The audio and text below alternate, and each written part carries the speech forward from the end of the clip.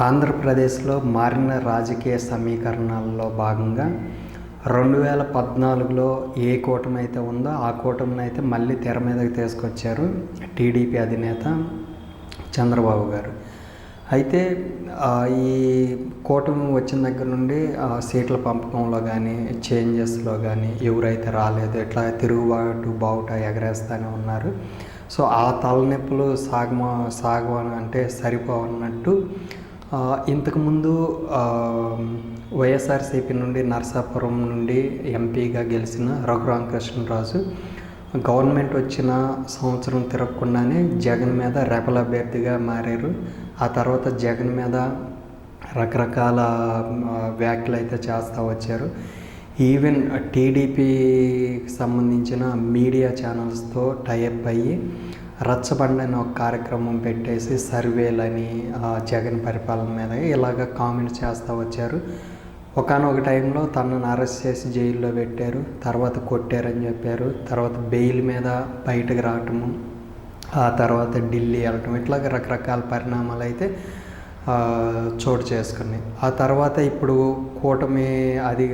కూటమిని ఫామ్ చేసిన తర్వాత తన కూటమి అభ్యర్థిగానే నిలబడతారని ఒకానొక బహిరంగ సభలో పవన్ కళ్యాణ్ చంద్రబాబు ముందే చెప్పారు. ఆ బహిరంగ సభలో కూడా జగన్ మీద చాలా రకాల కామెంట్స్ చేశారు. బట్ ఇంకా ఏ పార్టీలో జాయిన్ అవ్వలేదని ఆ రోజే తేల్చి చెప్పారు.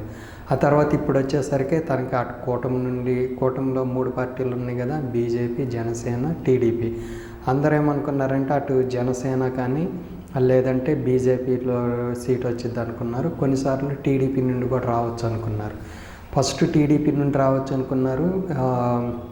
తర్వాత జనసేన టీడీపీ కూటమిలో జనసేన నుండి అనుకున్నారు. తర్వాత బీజేపీ వచ్చిన తర్వాత బీజేపీ నుండి రావచ్చు అనుకున్నారు. కానీ బీజేపీ పార్టీలో జాయిన్ అవ్వకపోవటం వల్ల బీజేపీ అసలు కన్సిడర్ చేయలేదు. తీరా చూస్తే ఆ టికెట్ అయితే తనకు రాలేదు. ఆ టికెట్ రాకుండా జగనే చేశాడు, వెనక సోము వీర్రాజుని అడ్డు పెట్టుకొని చేశారని చెప్పారు. కానీ బీజేపీ నుండి వచ్చేసరికి వాళ్ళేంటి, పార్టీలు ఎవరైతే జాయిన్ అయ్యి సభ్యత్వం ఉందో వాళ్ళని కన్సిడర్ చేశారు. అందుకని ఇక్కడ నరసాపురంలో ఈ నరసాపురం ఎంపీ టికెట్ కూటమిలో భాగస్వామిగా బీజేపీ దక్కించుకుంది. అక్కడ వచ్చేసరికి భూపతిరాజు శ్రీనివాస వర్మకి ఇచ్చారు. తర్వాత ఈ టికెట్ రాలేదు కాబట్టి ఇప్పుడు ఒక వీడియోని కూడా రిలీజ్ చేశాడు. తర్వాత వచ్చి పి గన్నవరం నుండి ఇది టీడీపీ అలయన్స్లో టీడీపీ కింద ఉంది. టీడీపీ అభ్యర్థిని తొలుత ప్రకటించిన బట్ ఆ సీట్ని జనసేనకి కేటాయించారు. సో అక్కడ టీడీపీ చేంజ్ చేసుకొని జనసేనకి ఇవ్వటం వల్ల అక్కడ జనసేన అభ్యర్థిని ప్రకటించాడు. ఆ తర్వాత విజయనగరం ఎంపీ సీట్ని తొలుత బీజేపీకి అనుకున్నారు. బీజేపీ రాజంపేట సీట్ కావాలని చెప్పి రాజంపేట టీడీపీకి ఉంది కాబట్టి అది ఇచ్చేసి ఇది ఏదైతే విజయనగరం ఎంపీ సీట్ ఉందో అది టీడీపీ తీసుకుంది. సో రాజంపేట నుండి అక్కడ సీట్ని కిరణ్ కుమార్ రెడ్డికి ఇచ్చారనమాట. ఇక్కడ ఇన్ని ప్రాబ్లమ్స్ ఫేస్ చేస్తున్నా కూడా బీజేపీ కంటే జనసేన టీడీపీ ఫస్ట్ కూటమిలో ఉన్నారు కాబట్టి ఆ కూటమికి జనసేనకి ఫస్ట్ వాళ్ళు ఇచ్చిన సీట్లు వచ్చేసరికి ఫస్ట్ 24 ఎమ్మెల్యే సీట్లు, తర్వాత వచ్చి 3 ఎంపీలు అనుకున్నారు. తర్వాత అనుకోని పరిణామ క్రమంలో బీజేపీ వచ్చి జాయిన్ అయిన తర్వాత జనసేనకు వచ్చిన 24 సీట్లు 3 సీట్లు బీజేపీకి 3 సీట్లు అసెంబ్లీ బీజేపీకి ఇచ్చింది, 1 లోక్సభ స్థానము బీజేపీకి ఇచ్చింది. అప్పుడు జనసేన బలము ఓవరాల్గా 24 నుండి 21 అసెంబ్లీ అభ్యర్థులకి 3 లోక్సభ స్థానాల నుండి 2 స్థానాలకి చేసుకుంది.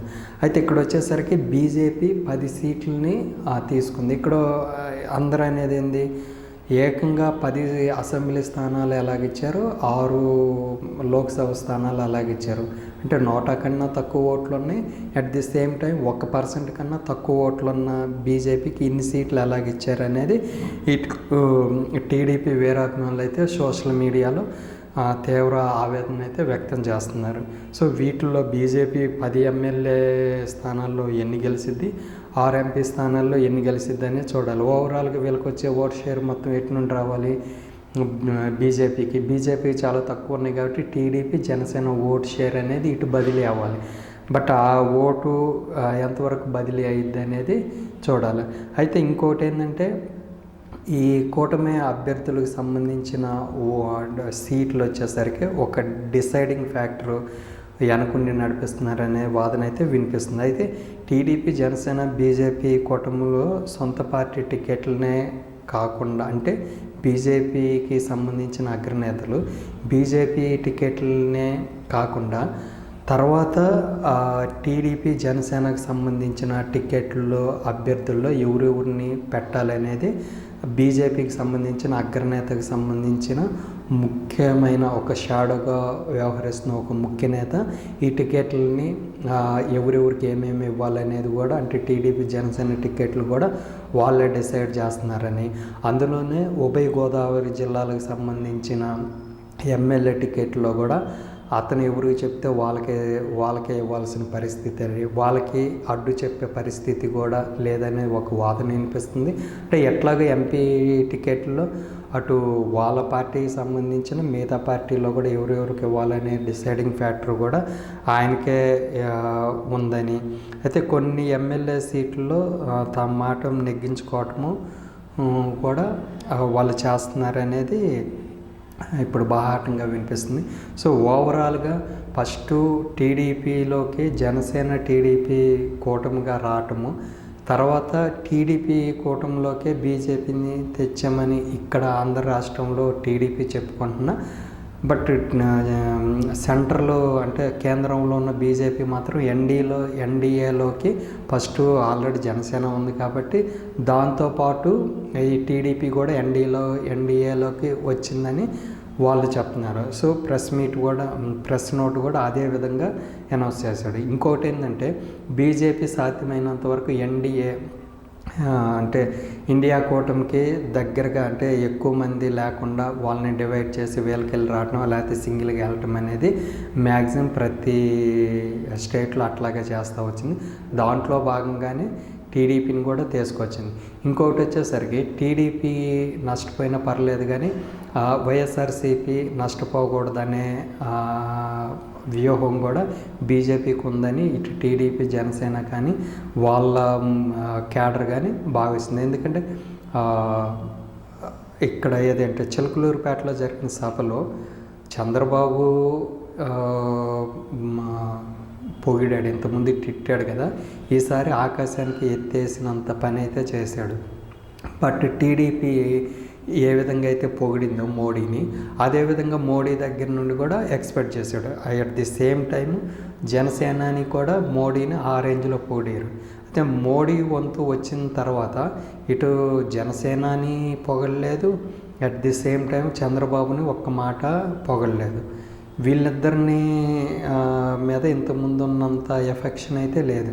అట్ ది సేమ్ టైం వీళ్ళు మోడీని ఏ విధంగా అయితే పొగిడాడో 2019 ఎన్నికల ముందు చంద్రబాబుని ఏ విధంగా అయితే మోడీ ఏటీఎంతో పోల్చి మాట్లాడారో ఇప్పుడు కూడా జగన్ మీద కూడా అంతే విధమైన విమర్శలు చేస్తారనుకున్నారు కానీ చేయలేదు.